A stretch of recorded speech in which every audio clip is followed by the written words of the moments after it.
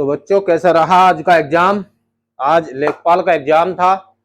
चाहते तो पहले भी डाल लेते, लेकिन कंप्लीट एनालाइज करने के बाद ही वीडियो को डाले तो अच्छा रहेगा, ताकि इसकी कट ऑफ का भी अंदाजा लगाया जा सके कि पेपर कितना अच्छा था, कितने डीप क्वेश्चन थे, और क्या कोई क्वेश्चन ऐसा है जो विवादित हो सकता है। मेरे हिसाब से सिर्फ एक ही क्वेश्चन है जो विवादित हो सकता है, बाकी नहीं है, वो भी हिंदी में ही है।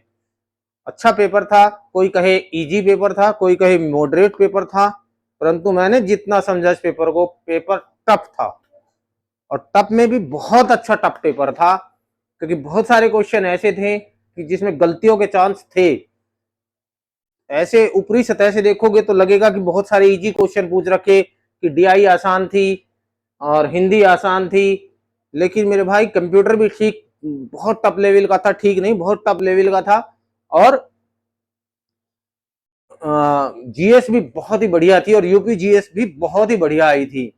ऐसे तो देखने से लगता है कि भाई हाँ भाई पेपर इजी था, मॉडरेट था, लेकिन जब आप डीप एनालाइज इस पेपर का करोगे तो आप समझोगे कि वास्तव में ही टफ पेपर था।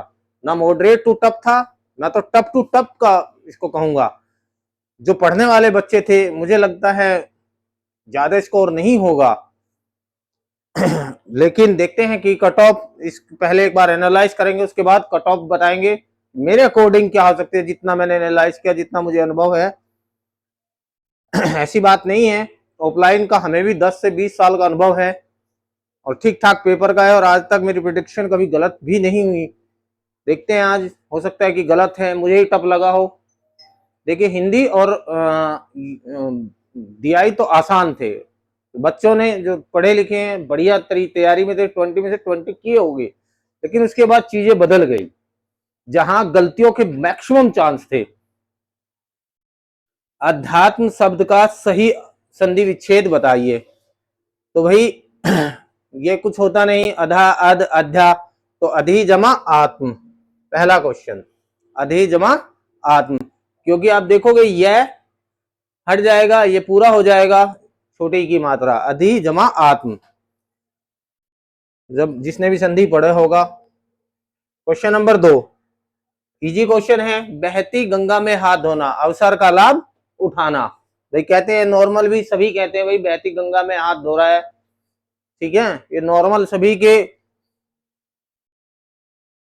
साथ होता है, और सभी अक्सर बोलते ही रहते हैं कॉमन में भी। क्वेश्चन नंबर 3 नमस्ते का सही संधि विच्छेद क्या है। तो भाई नम, ये विसर्ग संधि है, नम जमा ते, नम जमा ते। उसके बाद नेक्स्ट क्वेश्चन, निम्नलिखित में से कौन सा विलोम शब्द युग्म सही नहीं है। इजी क्वेश्चन है, ये भी हिंदी के 10 क्वेश्चन इजी है, सिर्फ एक थोड़ा सा विवादित है। बंधन का मुक्ति होगा, उपकार का छोड़ दो, गौरव का लाघव होता है, जटिल का सरल होता है, उपकार का अनुचित, अनुचित गलत है, उचित का अनुचित होता है, उपकार का होता है अपकार। तो ऑप्शन नंबर बी, ठीक है भाई। नेक्स्ट क्वेश्चन,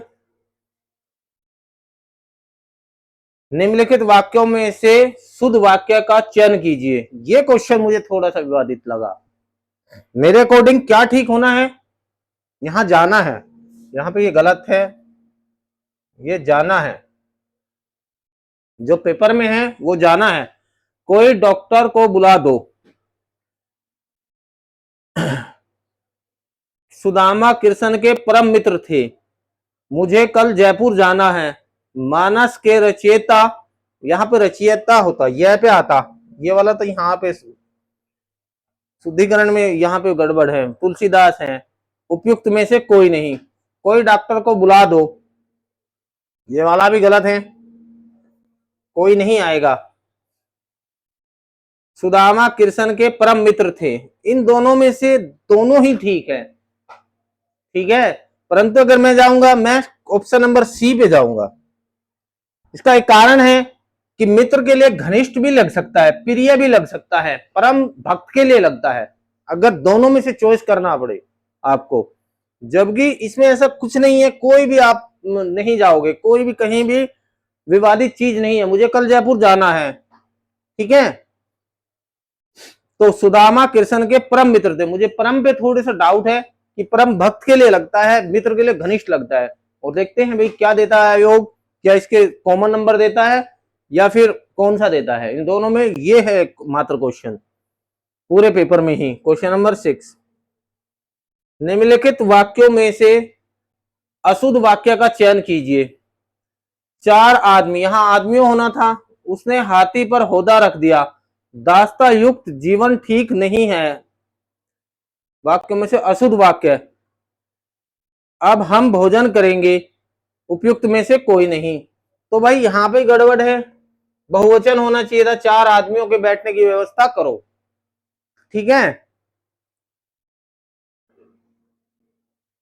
नेक्स्ट, किस वाक्य में निपात का प्रयोग हुआ है?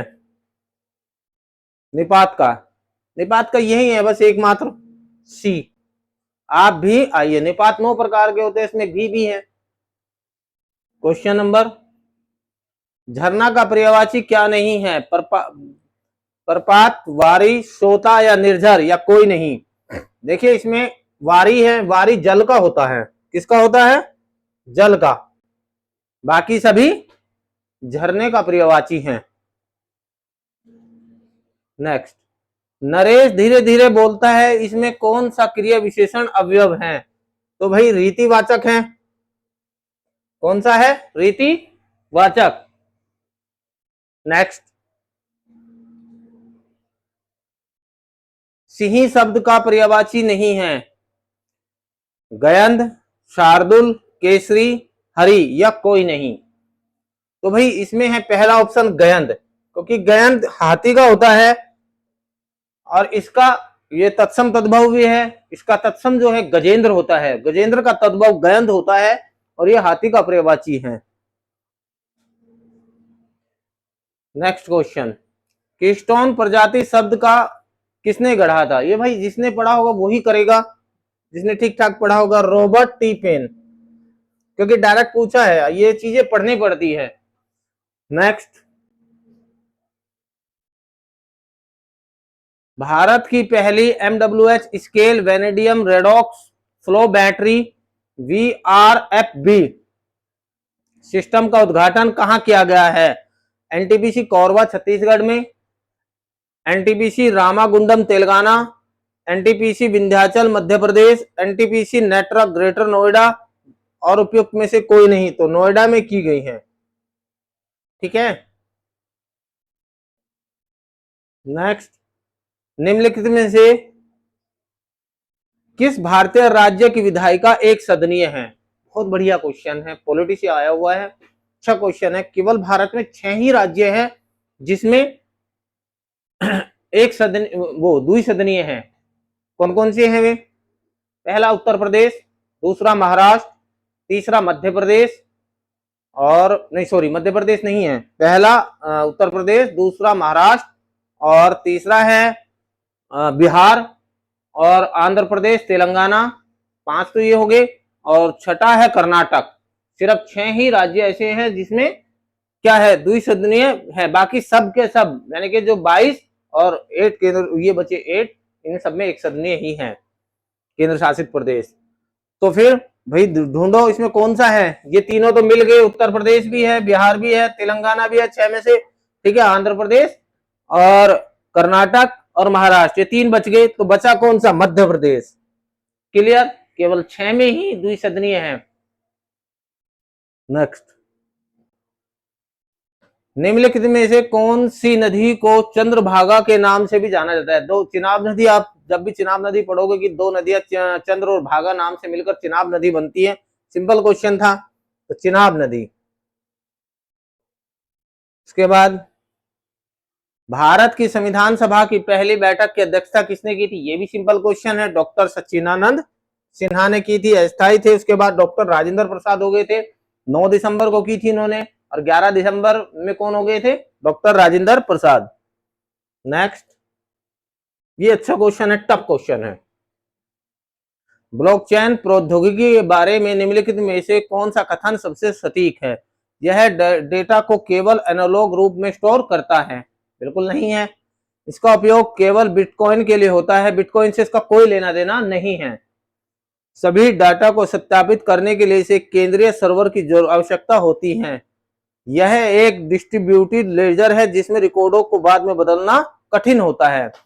ये वाला सबसे सटीक आंसर है, क्योंकि जहां पर ब्लॉकचेन की बात आए, ब्लॉक का इसी में अर्थ लग जाता है कि ब्लॉकचेन का मतलब क्या होता है। ब्लॉकचेन पे ही अगर आप फोकस करोगे तो ब्लॉकचेन का मतलब यही है कि रिकॉर्डों को बदला नहीं जा सकता है। ठीक है, आंसर नंबर डी। नेक्स्ट, निम्नलिखित में से किस विधान के अंतर्गत तटीय विनियमन क्षेत्र अधिसूचित किया गया है? भारतीय वन अधिनियम 1927, पर्यावरण संरक्षण अधिनियम 1986, जल प्रदूषण अधिनियम 1974, वन्य जीव अधिनियम 1972 या कोई नहीं? पर्यावरण संरक्षण अधिनियम 1986। नेक्स्ट, डीएनए फिंगरप्रिंट की तकनीक को प्रारंभ करने में किसके द्वारा विकसित किया गया था? मतलब प्रारंभ करने में किसका योगदान था या किसके द्वारा विकसित किया गया था? तो भाई ये जेफरीज था, जेफरीज के द्वारा किया गया था। इसमें गलती के चांस है किसी ने क्रिक लगा दिया होगा, क्योंकि डीएनए से संबंधित क्रिक भी है।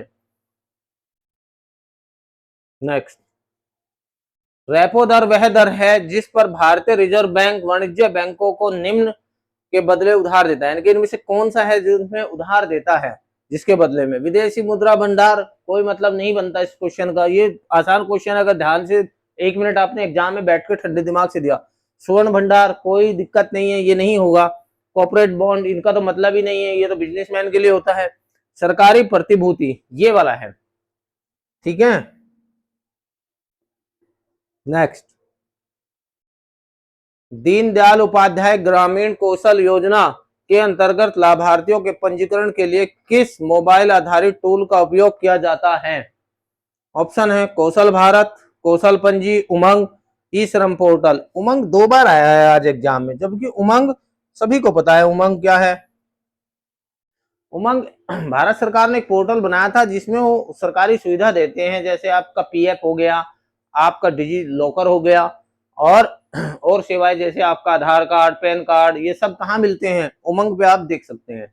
उमंग से कोई लेना देना नहीं है। इसका आंसर है कौशल पंजी। ठीक है, ई श्रम आपके रोजगार से संबंधित है। नेक्स्ट, आपदा प्रबंधन अधिनियम 2005, अच्छा क्वेश्चन है, तो इतना टफ भी नहीं है ये। जब आप ये पढ़ोगे एनडीएम में, तो उसमें धारा का, आप पहले जब भी एनडीएम में खोलोगे तो उसमें धारा लिखा हुआ है कि आप, अगर आप सिंपल क्वेश्चन भी देखोगे किसी भी बुक में कि एनडीएम में की स्थापना कब हुई थी, ठीक है, तो आपको दिखेगा कि धारा 6 के अधीन हुआ था इसका। ठीक है, ये आपको आराम से मिल गया होगा। आपदा प्रबंधन अधिनियम 2005 की किस धारा के अंतर्गत राष्ट्रीय आपदा प्रबंधन प्राधिकरण एनडीएमए का गठन किया गया था? तो धारा 6। तो करेक्ट आंसर क्या है? धारा 6। जिसने भी ये किया होगा, मतलब एनवायरमेंट और आपदा प्रबंधन का, उसके लिए आसान है ये। नेक्स्ट क्वेश्चन, भारत के पूर्वी तट पर उत्तर से दक्षिण की ओर निम्नलिखित पत्तनों का क्रम व्यवस्थित कीजिए। ज्योग्राफी क्वेश्चन है, देखिए, मान के चलिए ये इंडिया का मैप है साउथ का। ठीक है, तो आप देखेंगे सबसे पहले क्या आएगा? बंगाल। ठीक, उसके बाद क्या आएगा दूसरे नंबर पे? उड़ीसा। ठीक, तीसरे नंबर पे आंध्र प्रदेश, और चौथे नंबर पे तमिलनाडु। ठीक है, ये बंगाल हो गया, ये उड़ीसा, ये आंध्र प्रदेश,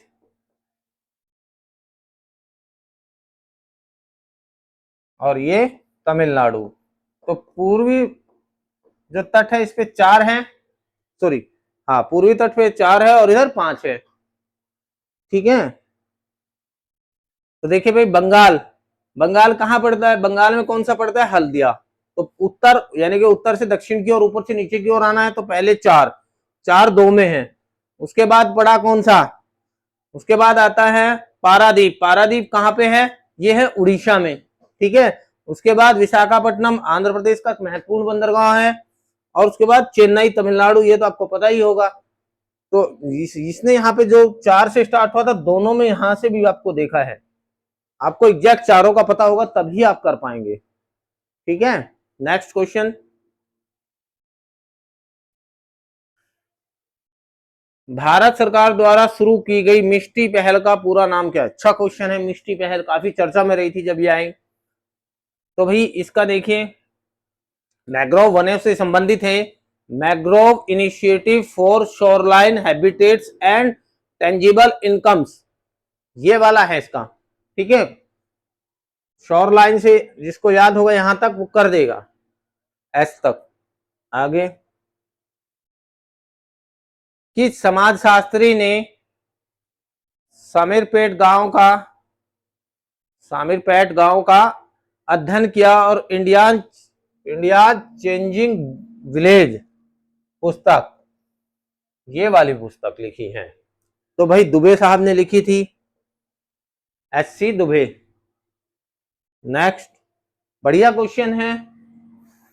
देखते हैं भाई कितने बच्चों का ये ठीक होता है। टफ क्वेश्चन था, इतना आसान भी नहीं था जितना बाद में क्या होता है, पेपर बाहर आके एनालाइज करना इतना आसान होता है। अगर टफ पेपर जो एग्जाम में बैठे हैं वे बच्चों से पूछो कि एक तो प्रेशर में होते हैं, ऊपर से मतलब इतना टफ पेपर आ गया। शुरू में लगा होगा कि भाई हिंदी है, ये है, कर देंगे 90+, लेकिन जैसे जैसे जीएस कंप्यूटर और यूपी जीएस की ओर गए, यूपी जीएस में काफी अच्छे 6-7 क्वेश्चन तो बहुत डीप पूछे हैं उसने, बहुत अच्छी, जिसमें छोटी छोटी एरर गलतियां कर सकते हैं। बाहर आके बड़ा आसान होता है कि इतना है, इजी टू मॉडरेट है, मॉडरेट टू टफ है, टफ ही है।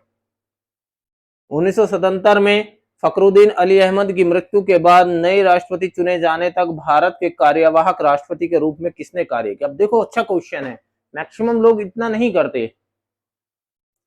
यहां पर बीडी जत्ती, उसके बाद बीडी जत्ती को बनाया गया था कार्यवाहक। ठीक है, फरवरी से शायद 5-6 महीने के लिए बने थे। नेक्स्ट, आपतित सौर विकिरण में प्रकाश संश्लेषणात्मक सक्रिय विकिरण PAR का क्या प्रतिशत होता है? What is the percentage of photosynthetically active radiation in the incident solar radiation? तो भाई इसका है 50%। अच्छा क्वेश्चन था ये भी। कौन सा है भाई? 50%, ये ही आंसर करेक्ट है, इसमें कोई विवाद नहीं है। नेक्स्ट, भारत की योजना आयोग की स्थापना भाई 15 मार्च 1950 को हुई थी। इजी क्वेश्चन आया ये, सभी ने किया होगा। निम्नलिखित में से किस युग्म का गलत मेल है? ये भी आसान है, जिसने मनरेगा पढ़ रखा होगा। राष्ट्रीय विस्तार सेवा सामुदायिक विकास कार्यक्रम 52 में हुआ था, मनरेगा 2005 में हुआ था, लागू 2006 में हुआ था। ठीक है, अभी ये वैसे भी याद रहा होगा सभी को, जी राम जी इसके स्थान पे आया है, तो उसके बारे में डिटेल से बताया जाता है, जो भी टीचर पढ़ाता है शायद सभी ने कर दिया होगा कि भाई मनरेगा कब शुरू हुआ था, कब लागू हुआ था, जी राम जी कब शुरू हुआ है, जी राम जी की फुल फॉर्म क्या है, ये सभी पढ़ रखे होंगे। तो इसमें इतना ज्यादा डिफिकल्टी फेस किसी को नहीं हुई होगी। मनरेगा कब हुई थी? 1990। ये गलत है, 2005 में हुआ था। कौन सा नवीकरणीय ऊर्जा कार्यक्रम विशेष रूप से ग्रामीण क्षेत्रों में पारिवारिक प्रकार के बायोगैस संयंत्रों का समर्थन करता है? ये क्वेश्चन आपको एग्जाम में जरूर परेशान करेगा, बहुत सारे, क्योंकि सारे एक जैसे दे दिए उन्होंने। ठीक है ना भाई, बायोगैस आधारित विद्युत उत्पादन कार्यक्रम, गोवर्धन योजना, राष्ट्रीय बायोगैस और खाद्य प्रबंधन कार्यक्रम। ठीक है ना, तो इसमें ऑप्शन नंबर सी है। ये क्वेश्चन आप लोगों को निश्चित तौर पर परेशान किया होगा, ये हम समझ सकते हैं। नेक्स्ट क्वेश्चन, प्लासी का युद्ध में अपनी विजय के बाद अंग्रेजों ने बंगाल का नवाब किसे नियुक्त किया? ठीक है भाई, मीर कासिम था पहले जब वो हुआ, तो मीर जाफर को। नेक्स्ट, खाद्य श्रृंखला के क्रमिक पोषी स्तरों पर रसायनों का संचय क्या कहलाता है? ये ठीक है, ये पढ़ा हुआ क्वेश्चन होगा, जैव आवर्धन। वैसे अच्छा क्वेश्चन है, जो बच्चे पढ़े होंगे और बहुत डीपली पढ़े होंगे तभी ये क्वेश्चन कर पाए होंगे।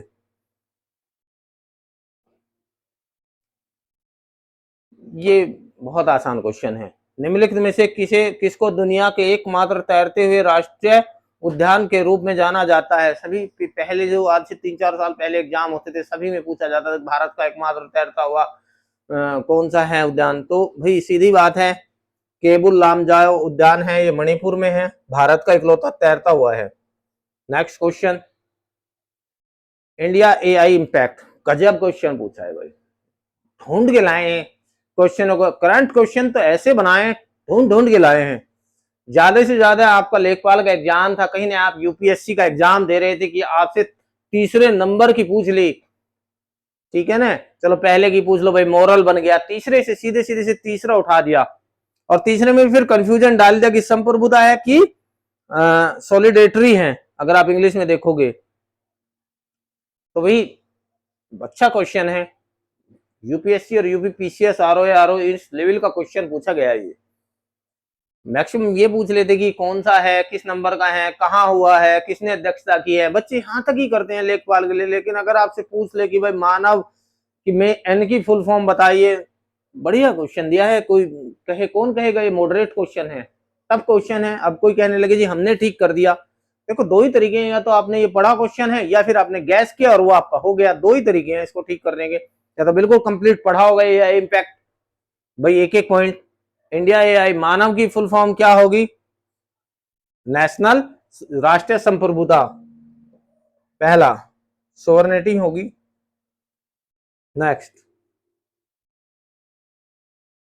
स्वतंत्र भारत के दूसरे गवर्नर जनरल कौन थे? हमने बहुत पेपर देखे हैं, पहली बार देखा कि आयोग ने ये क्वेश्चन ठीक ढंग से दिया है, वरना अभी तक क्या देते थे, स्वतंत्र भारत के प्रथम तथा अंतिम कौन थे, ये वो गलत ट्रेंड था। रियल में दूसरा है, क्योंकि स्वतंत्र भारत के पहले लॉर्ड माउंटबेटन थे, 15 अगस्त 1947 से 21 जून 1948 तक वे रहे थे, 21 जून 1948 से 26 जनवरी 1950 तक ये रहे हैं, ठीक है। तो ये पहली बार मैंने देखा कि इस आयोग ने बिल्कुल बढ़िया तरीके से क्वेश्चन दिया है कि दूसरे गवर्नर जनरल कौन थे। यही होता है, दो ही गवर्नर जनरल हुए थे, उसके बाद गवर्नर जनरल का पद समाप्त कर दिया गया था, इसमें कंफ्यूज होने की कोई जरूरत नहीं है।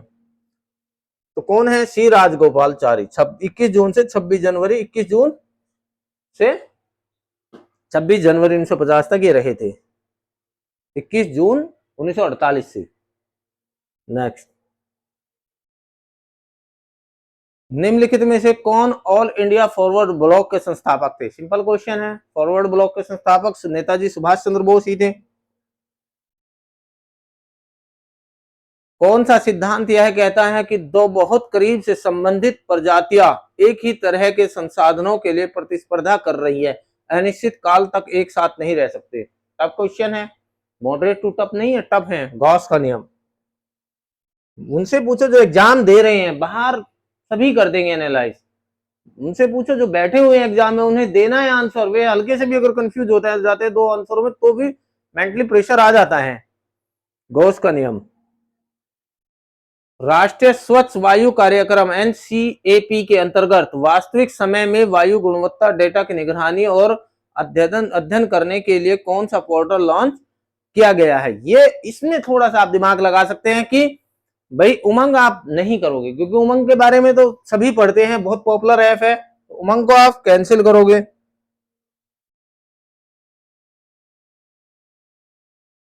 उमंग को क्या करोगे? कैंसिल करोगे, ये तो है ही नहीं। उसके बाद बचा कौन सा? वायु और प्राण, ठीक है, इन्हीं दो में आएगा, सफर भी नहीं आएगा अगर आप दिमाग से बैठोगे तो। भाई प्राण है इसमें, क्योंकि वायु से ही प्राण आते हैं इसमें। आप अगर चाहो तो जिसने पढ़ रखा हो वो भी, और अगर थोड़ा सा किसी ने समय दे दिया वो भी कर देगा। वैसे अच्छा क्वेश्चन है। नेक्स्ट बात है कि पर एग्जाम में कितना प्रेशर कौन हैंडल कर पाता है? संवर्ती चुनाव, यानी कि एक राष्ट्र एक चुनाव, बहुत ज्यादा पॉपुलर रहा था, ये सभी को लगभग याद होगा, हालांकि 2-3 साल पहले का पूछ लिया।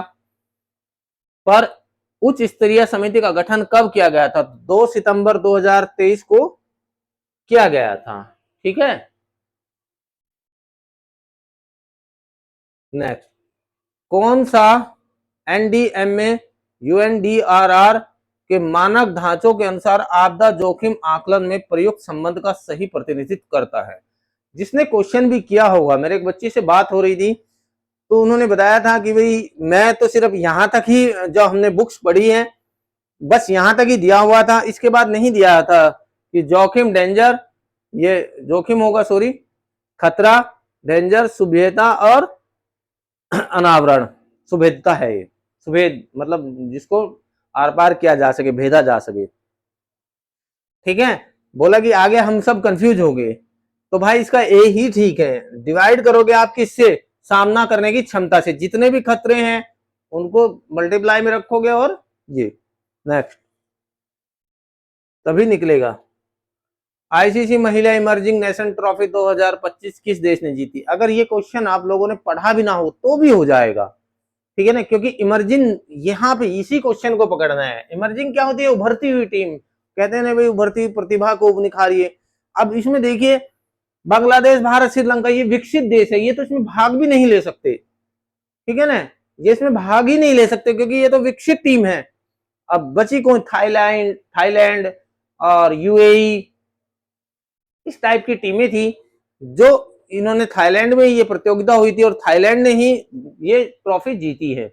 ये तीनों तो ऑप्शन में आने ही नहीं थे क्योंकि तीनों क्या है, परिपक्व टीमें हैं, विकसित टीम है, इन्हें इमर्जिंग ट्रॉफी में खेलने का मौका नहीं मिला था। 8 टीमों ने भाग लिया था, जो बढ़ती हुई टीम है, मतलब जो शुरुआत के चरण में है, अभी अभी नई नई बनी है। ठीक है, नेक्स्ट,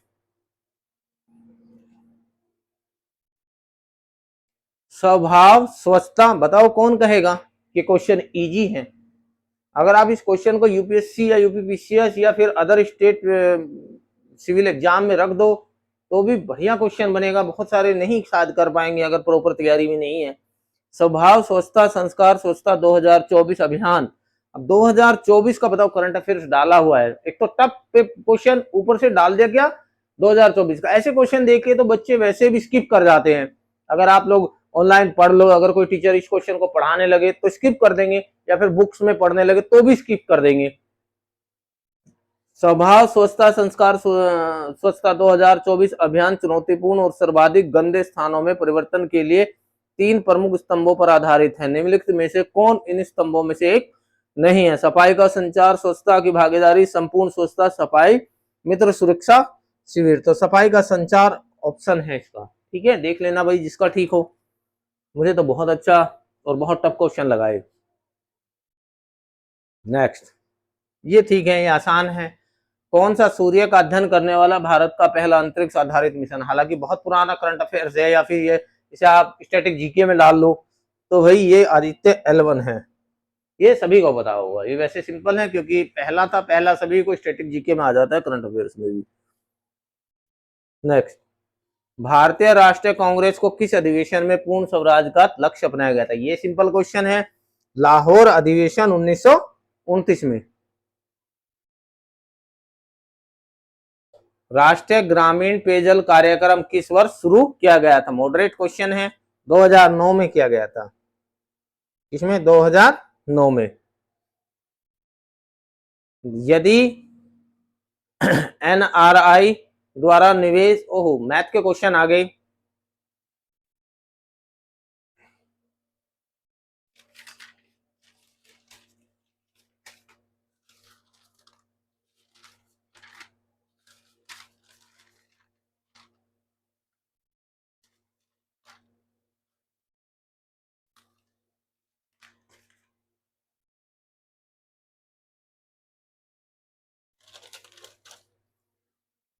पहला क्वेश्चन क्या है? यदि एनआरआई द्वारा, जो चार्ट दिया गया है एनआरआई द्वारा, भाई इसमें चार्ट पॉसिबल नहीं हुआ, इसलिए आंसर देता हूं। यदि एनआरआई द्वारा निवेश 8,000 करोड़ रुपए है तो कंपनियों और एफआईआई द्वारा भारत बॉन्ड्स में संयुक्त निवेश कितना है? इसमें से कोई नहीं आएगा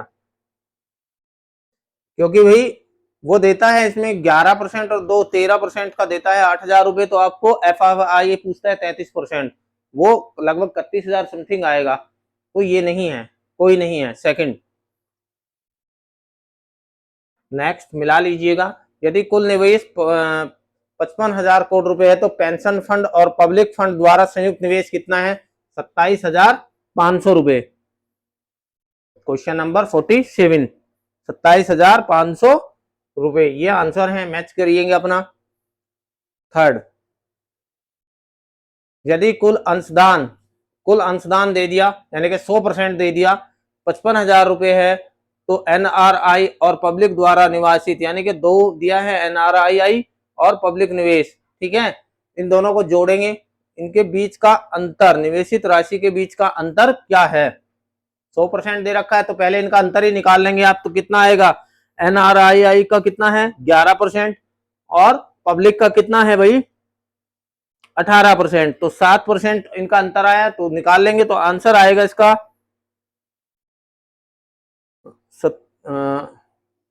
अंशदान 55,000 रुपए हैं।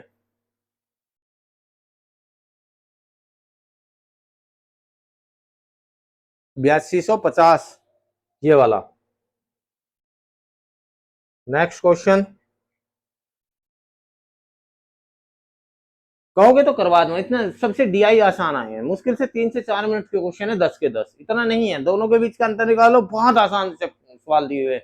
अभी कहोगे तो अलग से इसकी एक वीडियो बना के फिगर से समझा दूंगा। मुश्किल से अगर 10 भी क्वेश्चन में लोगे, मुश्किल से 4 मिनट, 5 भी मिनट लेना का मतलब है कि आप प्रैक्टिस में नहीं हो, बहुत आसान है।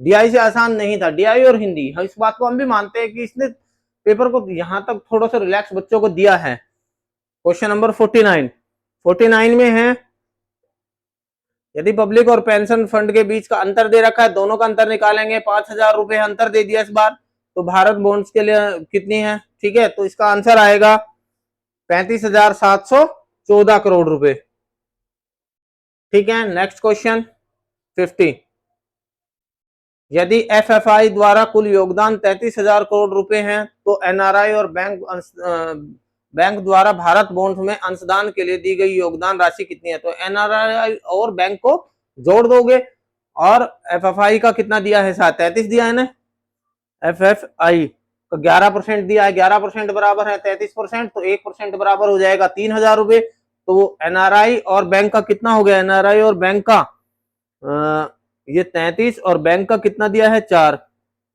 तो 37% निकलवाया है उसने, तो इसका आंसर आएगा भाई 33,000 दिया ना, तो इसका आंसर आएगा 1,11,000 करोड़। क्लियर, चेक कर लेना, कहोगे तो सारे क्वेश्चन मुश्किल से 2 से 3 मिनट में ही हो जाएंगे फिर से अलग से, वैसे सभी ने कर दिया होगा, इसमें कोई इतनी बड़ी बात नहीं है, मुझे नहीं लगता कि कोई भी बच्चा जिसपे मैथ आओ या ना आओ सभी कर देंगे, इतने इजी क्वेश्चन इसने दिए हैं, दोनों ही डीआई, ये नहीं कि एक डीआई, दोनों ही डीआई इतने सिंपल दिए हैं इसने। पहला क्वेश्चन है एडीएफ, अब बताओ सभी को जोड़ रहा है वो, दोनों को, स्नातक और स्नातक, तो मतलब जो पोस्ट ग्रेजुएट है उन दोनों को, ग्रेजुएट और पोस्ट ग्रेजुएट दोनों को जोड़ रहा है, दोनों को जोड़ दो, किस किस में, एडीएफ में, तो दोनों को जोड़ने के बाद क्या आएगा, पहला 78,800। नेक्स्ट, इसको जल्दी जल्दी करेंगे, आंसर देना है। नेक्स्ट है इसका ए, सी, ई और एफ शहरों में कुल मिलाकर जो पोस्ट ग्रेजुएट है की औसत संख्या क्या होगा, चारों का योग निकालो और 4 से डिवाइड करोगे तो आपको क्या मिलेगा,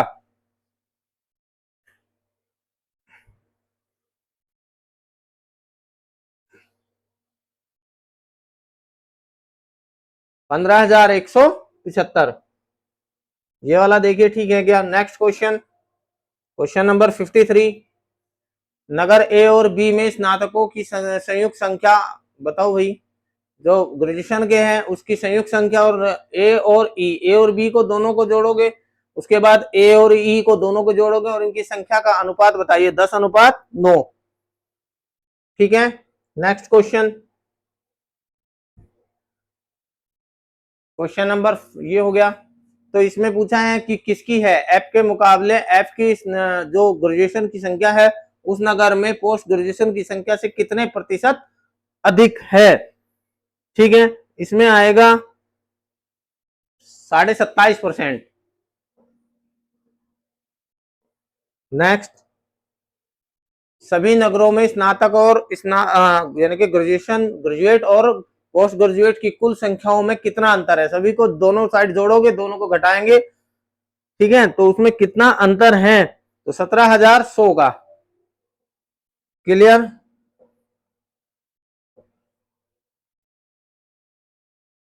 नेक्स्ट है कौन से अंतरिक्ष मिशन ने सबसे पहले मानवों को चंद्रमा पर सफलतापूर्वक उतारा? अच्छा क्वेश्चन है, टफ में ही आएगा, इतना इजी भी नहीं है।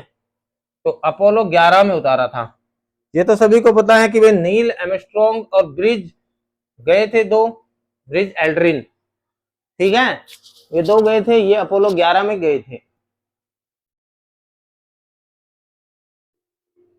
नेक्स्ट, निम्नलिखित में से किस स्वतंत्रता सेनानी को फ्रंटियर गांधी के नाम से भी जाना जाता है? मौलाना आजाद। ये क्वेश्चन है जहां पहली बार एग्जामिनर ने ऐसा किया है कि बच्चे ना कर पाए, वरना ऐसा नहीं करना था। मेरे हिसाब से ये एग्जाम लायक क्वेश्चन नहीं था, उन्हें ऐसा नहीं करना था। मौलाना आजाद खान, अब्दुल जब्बार खान, मोहम्मद अली जौहर, फिरोज गांधी। अब मैक्सिमम बच्चे जो ये जब्बार भी पढ़ लिया गफ्फार की जगह, ठीक है, सबको पता है कि खान बहादुर अब्दुल गफ्फार खान थे, लेकिन फिर भी सोचा कि बहुत सारे बच्चों ने सोचा हो सकता मिसप्रिंट हो सकता है भाई जल्दबाजी में पढ़ लिया हो, लेकिन सही मायने में ये क्वेश्चन है, ये इसका जो था भाई था, बड़ा भाई है जब्बार, ठीक है। नेक्स्ट, निम्नलिखित में से किसने भूगोल में रुको और जाओ निश्चयवाद नामक संकल्पना प्रस्तुत की थी? अब बताओ कौन कहेगा ये क्वेश्चन भाई मॉडरेट है, ये तो टफ में भी टफ है। तो भाई ये टेलर ने कही थी, ग्रिफिथ टेलर।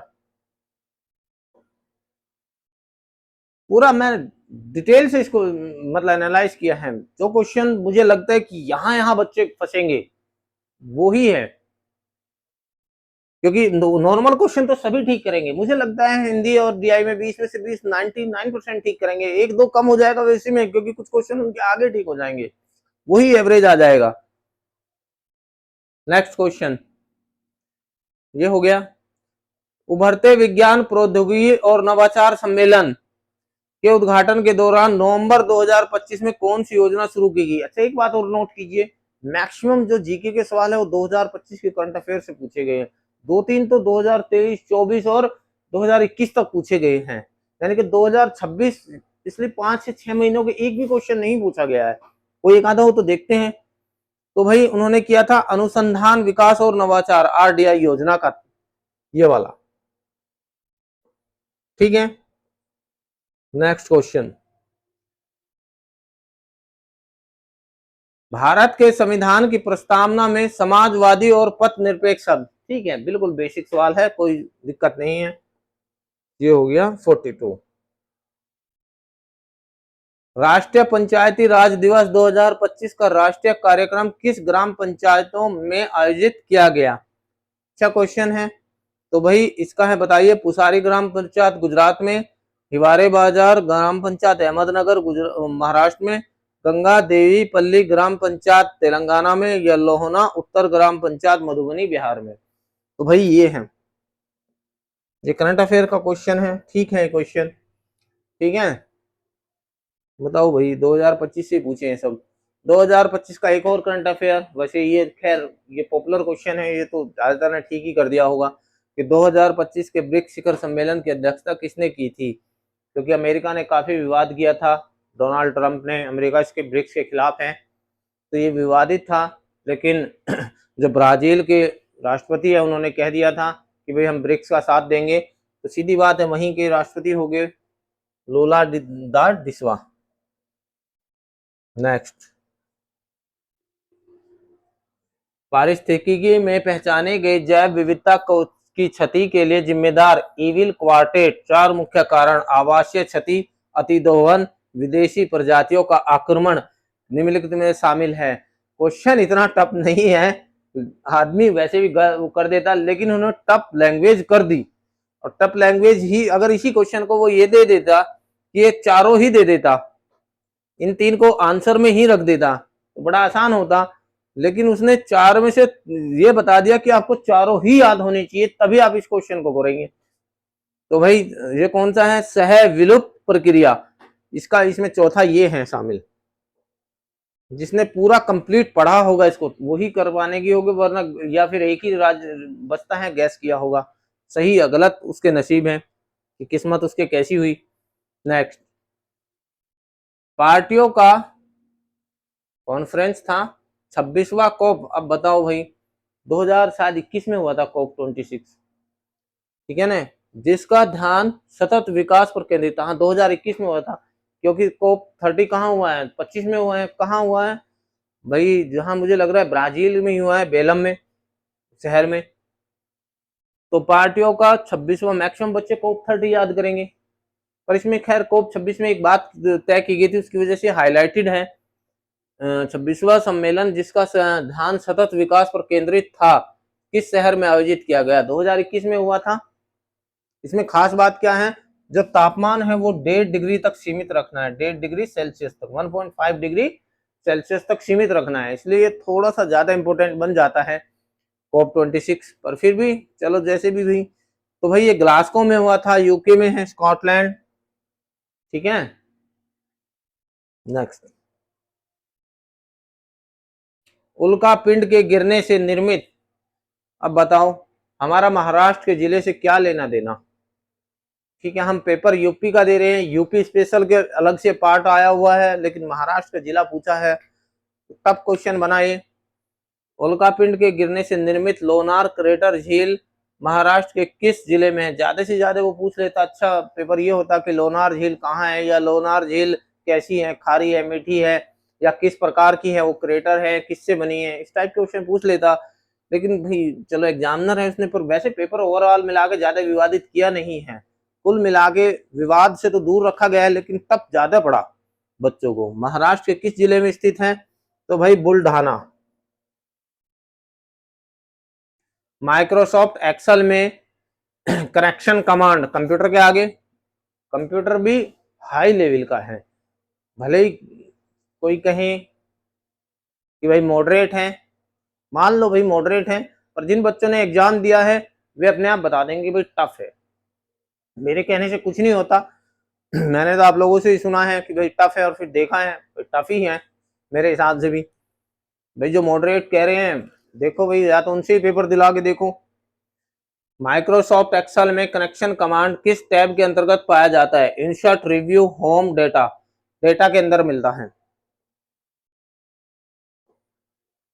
नेक्स्ट, यूनिवेक्स, ये सिंपल क्वेश्चन है, यूनिवेक का पूरा नाम क्या है, वाणिज्य में पहला कंप्यूटर था जो लाया गया था शायद, जहां तक मुझे लग रहा है, यूनिवर्सल ऑटोमेटिक कंप्यूटर, इसका सही क्या है, universal automatic computer, answer C. Next, MS PowerPoint में बैक स्टेज व्यू किस टैब के माध्यम से देखा जा सकता है, मतलब एक्सेस किया जा सकता है, आगे बढ़ाया जा सकता है फाइल में, इसका क्या है, फाइल। ये ठीक ठाक है, कुछ क्वेश्चन मॉडरेट है। निम्नलिखित में से कौन सा ऑपरेटिंग सिस्टम का घटक नहीं है, ये सिंपल है, कंपाइलर आएगा इसका, इसमें कोई दिक्कत नहीं है। कंपाइलर क्या होता है, और कंपाइलर एक्सेस देता है, एक्सेस के लिए होता यूज होता है। नेक्स्ट, माइक्रोसॉफ्ट एक्स और पूरी फाइल को एक्सेस करता है, ना कि वन बाय लाइन को, पूरी फाइल को एक साथ, और सी स्पीड बहुत होती है। माइक्रोसॉफ्ट एक्सेल में Ctrl+5, ये अगर बच्चों ने थोड़ा सा पढ़ा होगा तो हो जाएगा। बोल्ड के लिए क्या करते हैं भाई, बोल्ड के लिए सबको पता है बी लगाए कंट्रोल के साथ, अंडरलाइन के साथ साथ यू, इटैलिक के लिए आई, और बच गया ये, तो यही आंसर होगा। ये जिसने भी थोड़ा सा पढ़ा होगा वो हो जाएगा ये क्वेश्चन, ज्यादा जल्दबाजी में नहीं किया होगा। मल्टिक्स ऑपरेटिंग सिस्टम किस प्रोग्रामिंग भाषा में लिखा गया था, ये PLI, कौन सा है, PLAI, ठीक है। नेक्स्ट, MS पावर पॉइंट का आविष्कार किसने किया था, ये भाई रॉबर्ट गैसिकन्स और डेनिस ऑस्टिन ने किया था, ये जिसने पढ़ा होगा वही करेगा, क्योंकि ऐसे क्वेश्चन को तो याद करने ही पड़ते हैं, इनका कोई तरीका नहीं है कि आप ऑप्शन से कर दोगे, इनको तो अगर पढ़ा है तो ही ठीक हो गए। कौन सी वेब पेज बनाने के लिए उपयोग की जाने वाली मानक फ्रंट एंड मार्कअप लैंग्वेज है, बस यहीं से मार्कअप लैंग्वेज से पकड़ लो क्वेश्चन को, और यही है HTML, कहीं नहीं जाना, ठीक है। डॉक्यूमेंट के मार्जिन में संशोधन दिखाने के लिए माइक्रोसॉफ्ट वर्ड में कौन सा फीचर उपयोग किया जाता है, भाई मेरे हिसाब से तो बैलून है, क्या है? बैलून है इसका आंसर। अगला, कौन सा हैडूप यूटिलिटी RDBMS और HDFS के बीच संरक्षित डेटा ट्रांसफर करता है? ओजी, जूकीपर, फ्लूम या स्कूप? Scoop D. ठीक है। निम्नलिखित में से कौन सा लिबर ऑफिस राइटर के लिए डिफॉल्ट फाइल एक्सटेंशन है? Doc, ODT, RTF, text, ODF? ODT. Next question, Bluetooth. देखिए, जब भी आपको एक बात बता दूं, शायद कभी एग्जाम में किसी बच्चे के काम आ जाए, ये क्वेश्चन उसी पे है। और ये नहीं कि ज्यादातर क्वेश्चन चाहे वो कुछ भी हो, जितने भी वो पूछे, नाम अगर उससे मिलता जुलता आपको नाम मिल जाए, समझ लो कि वही आंसर है। ज्यादातर वैज्ञानिकों ने या ज्यादातर खोजकर्ताओं ने जो खोज की है, उन्हें अपने ही नाम पे रखा है। आप देखना ध्यान से। तो इसमें आप देखोगे ब्लूटूथ तकनीक का नाम किस ऐतिहासिक व्यक्ति के नाम पर रखा गया है?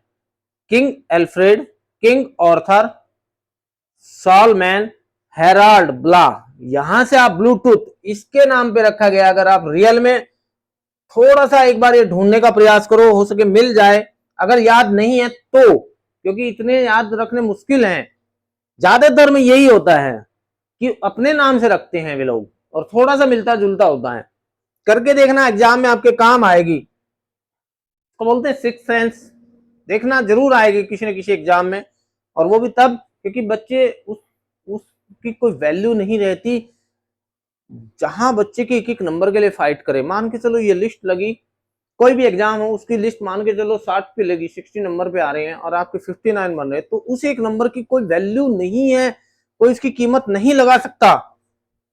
ठीक है ना? तो वो पॉइंटों में, वो एक नंबर में, वो 2 नंबर में, वे नंबर भाई अल्टीमेट होते हैं। ठीक है ना?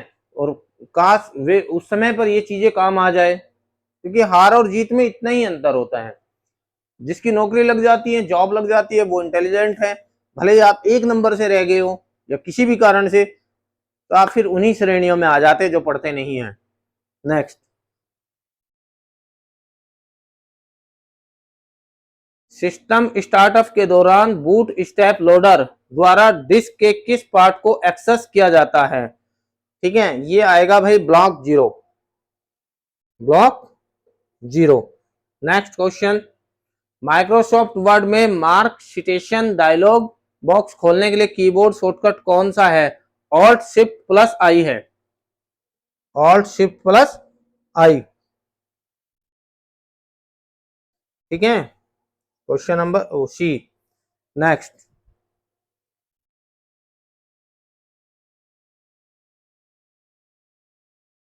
देखिए भाई कहाँ,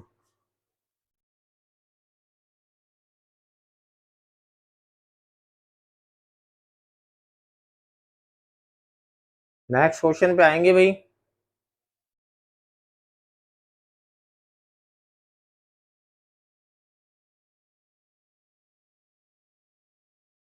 कहीं पे गड़बड़ हो गई भाई।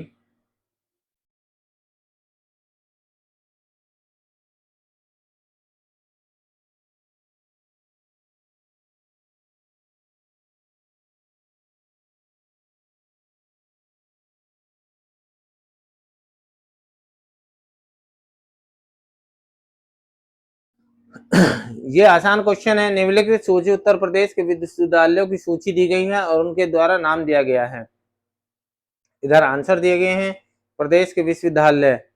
ये है संपूर्णानंद संस्कृत विश्वविद्यालय, सबको पता है भाई, ये वाराणसी में है, फर्स्ट का सेकंड।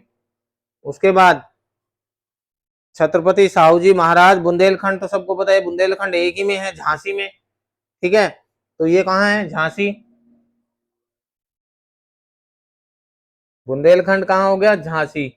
ठीक है, संपूर्णानंद कहाँ हो गया भाई? वाराणसी। फर्स्ट का सेकंड कौन सा है? ये वाला, बस यही है। और सी का फर्स्ट, बी का थर्ड, यानी कि संभाजी, ये कहाँ है? छत्रपति साहू जी महाराज यूनिवर्सिटी कहाँ है? कानपुर में। और भाई भीमराव अंबेडकर यूनिवर्सिटी आगरा, ये 3 जगह है। भीमराव अंबेडकर यूनिवर्सिटी अगर पूछे भारत में 3 जगह है, एक दिल्ली में है, एक आगरा में है और एक लखनऊ में है। ठीक है, तो कौन सा बन गया भाई, ये वाला ऑप्शन सी। नेक्स्ट क्वेश्चन, हो सकता है भाई अलग अलग हो सबके मतलब पेपर, ठीक है, ये इसी पेपर के वैसे देख लेना। उत्तर प्रदेश के बाराबंकी जिले में स्थित देवा शरीफ दरगाह किस सूफी संत से संबंधित है? ये काफी बार यूपी के एग्जाम में पूछा भी जा चुका है। ठीक है, हाजी वारिस अली शाह से संबंधित है। इसकी दरगाह है भाई इनकी हाजी वारिस अली शाह की। उत्तर प्रदेश की कौन सी हिंदुस्तानी शास्त्रीय गायिका को ठुमरी की रानी के नाम से भी जाना जाता है? जब भी आप शास्त्रीय संगीत के लिए चैप्टर खोलोगे तो पहले में ही है, जाते ही मिलेंगे गिरजा देवी, इसको ठुमरी देवी भी कहा जाता है, सीधे सीधे लिखा हुआ मिलेगा आपको। उत्तर प्रदेश दिवस कब मनाया जाता है? सिंपल क्वेश्चन है, 24 जनवरी को राष्ट्रीय बालिका दिवस और उत्तर प्रदेश दिवस दोनों मनाए जाते हैं। क्लियर है। नेक्स्ट, भारतीय सब्जी अनुसंधान संस्थान, बस यहीं से क्वेश्चन पता लग जाएगा। भारतीय सब्जी अनुसंधान, जिसने संस्थान याद किए होंगे, वाराणसी में है। इससे आगे जिसमें सब्जियों के लिए राष्ट्रीय संदर्भ खाद्य प्रयोगशाला के रूप में मान्यता प्राप्त है, उत्तर प्रदेश के किस शहर में स्थित है? बस सिंपल क्वेश्चन ये है, अगर लैंग्वेज हार्ड कर दिया उसने, भारतीय सब्जी अनुसंधान संस्थान कहाँ है? वाराणसी, ये यहीं से हो जाएगा, ज्यादा आपको नहीं जाना है।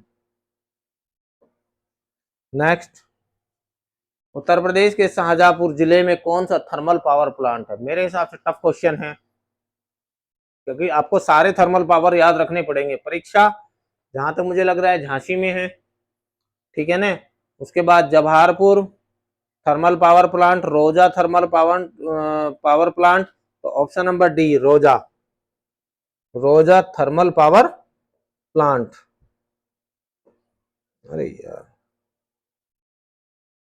नेक्स्ट क्वेश्चन, रोजा थर्मल पावर प्लांट, दुधवा, ये सिंपल क्वेश्चन है भाई, दुधवा लखीमपुर खीरी में है।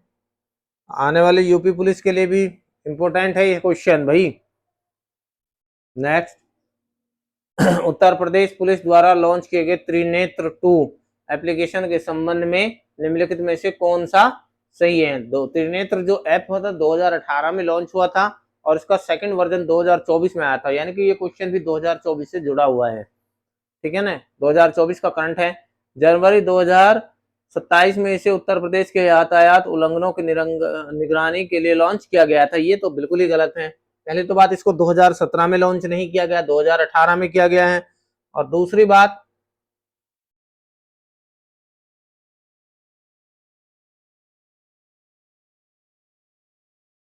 ये वाला गलत हो गया। अरे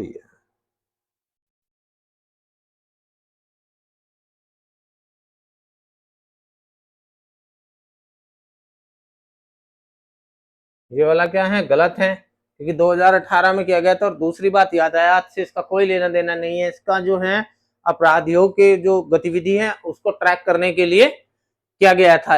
ये वाला ठीक है, यह पहचान के उद्देश्यों के लिए मशीनरी लर्निंग व डीप लर्निंग प्रौद्योगिकियों का उपयोग करता है, क्योंकि जो इसमें वॉइस भी उसकी रिकॉर्ड की जाती है, फेस रिकॉर्ड किया जाता है, तो ये इससे संबंधित है। यहाँ पर राज्य में विचाराधीन कैदियों की स्थिति को ट्रैक करने के लिए तथा अंडर ट्रायल मैनेजमेंट सिस्टम से जुड़ा हुआ है, यानी कि जो आपराधिक प्रकृति के लोग हैं उनकी क्या गतिविधियां चल रही हो, चाहे वो जेल में हो चाहे वो जेल के बाहर हो, ठीक है, उसके लिए है।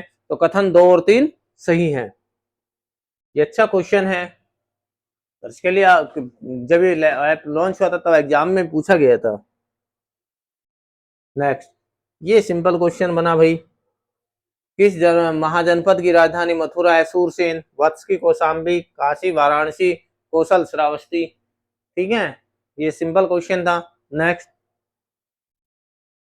उत्तर प्रदेश के निम्नलिखित व्यक्तियों में से किसे चिकित्सा के क्षेत्र में पद्मश्री से सम्मानित किया गया है? इसको आपको यही पढ़ना था जिस दिन पद्मश्री हुआ था, 25 में मिले, 26 में मिले हैं 25 के लिए, कि आपको निकालना था कि भाई किस किस को पद्म विभूषण मिला है, किस किस को पद्मश्री मिला हुआ है, किस किस को पद्म भूषण मिला हुआ है।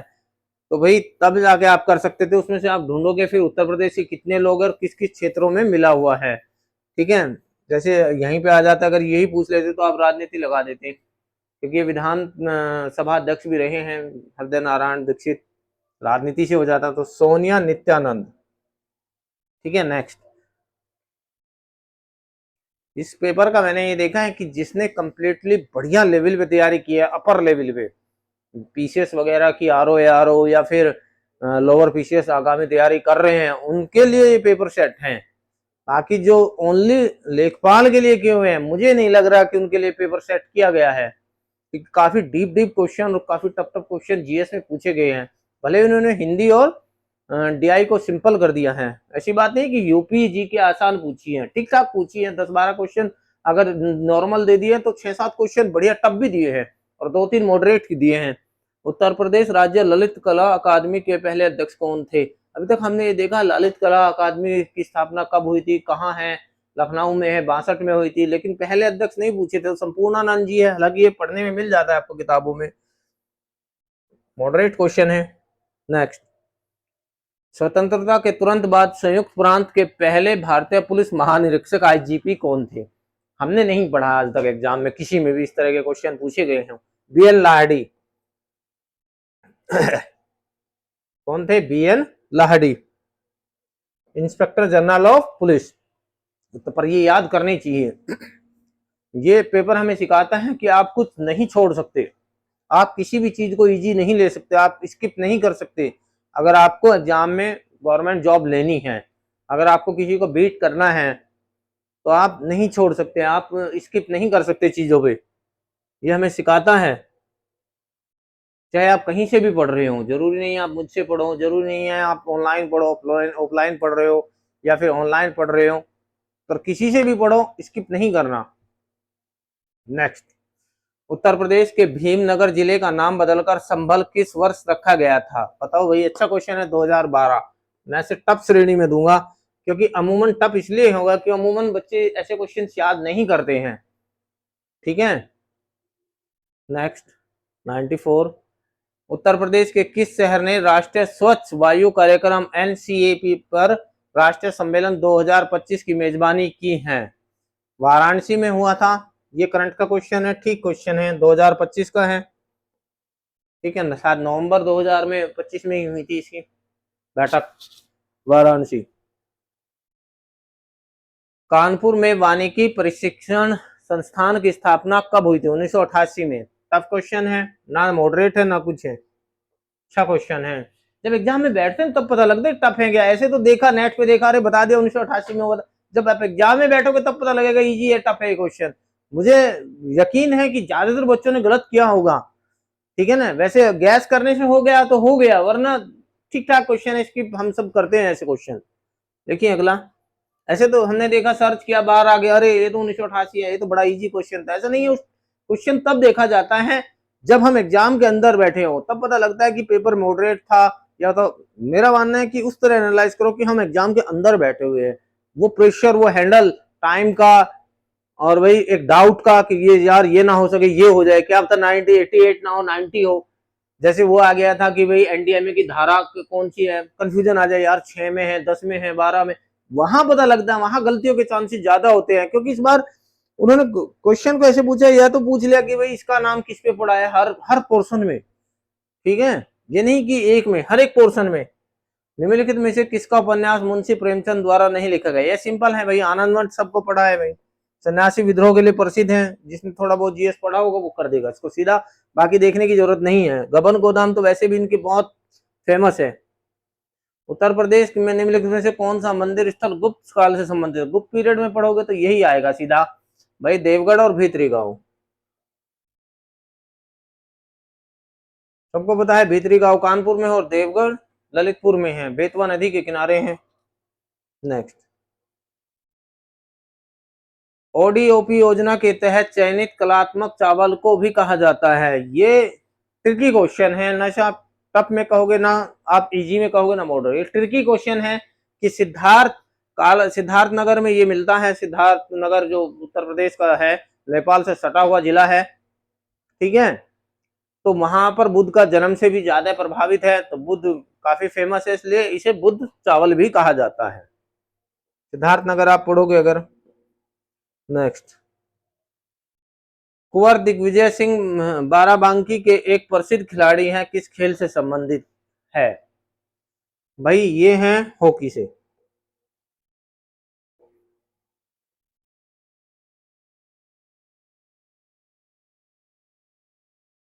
नेक्स्ट क्वेश्चन, उत्तर प्रदेश में 2025 में कौन सा पक्षी अभ्यारण्य पर्यावरण संवेदनशील क्षेत्र घोषित किया गया है? अच्छा क्वेश्चन है, बहुत अच्छा क्वेश्चन है।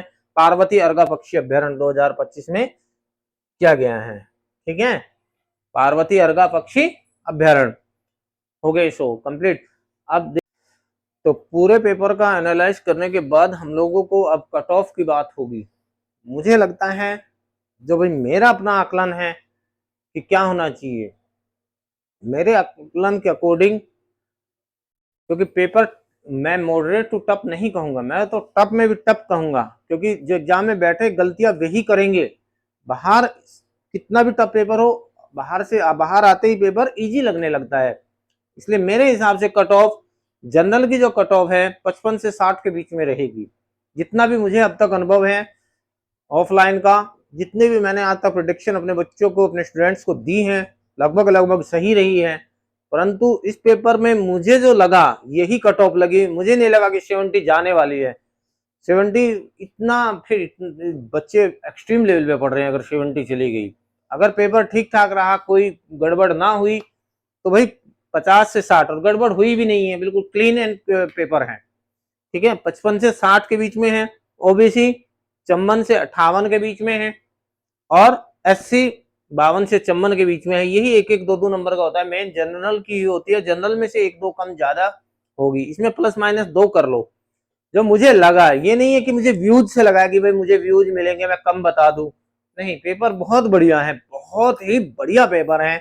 कुछ क्वेश्चन तो भाई हाई लेवल के एग्जाम में पूछे जाते हैं, जो अपने स्टेट के सबसे ऊपर के एग्जाम है या इंडिया के सबसे ऊपर के एग्जाम है, जैसे यूपीएससी, यूपीपीसीएस। मुझे तो कुछ उस लेवल के सवाल लगे। ठीक है ना, और ऊपर से बच्चे बैठेंगे, उनके जब टफ एग्जाम आता है तो थोड़ी सी मेंटली डिस्टर्बेंस सभी में आएगी।